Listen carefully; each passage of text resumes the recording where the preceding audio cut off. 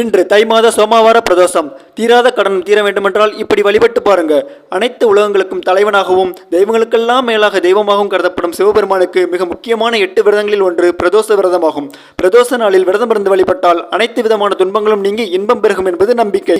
நம்முடைய மனதில் தோன்றும் பல்வேறு சிந்தனைகளுக்கு சந்திரனே காரணம். அதனால் சந்திரனை பிறை சூடிய எம்பெருமானை இந்த நாளில் தரிசிப்பது நமக்கு அளவில்லாத நன்மைகளை வழங்கும் என்பது சத்தியமான உண்மை என்பர்களே. அது மட்டுமின்றி இன்று சோமவார பிரதோஷம் என்பதனால் தம்பதிகளிடையே பிரச்சனையாக இருக்கக்கூடியவர்கள் இன்று ஆலயம் சென்று அருகம்புல் வில்வம் வாங்கி கொடுத்து அர்ச்சனை செய்து நெய்விளக்கேட்டு வணங்கி வந்தோமானால் தம்பதிகளுக்கிடையே ஒற்றுமை மேலோங்கும் என்பது உங்களுக்கே தெரியும்.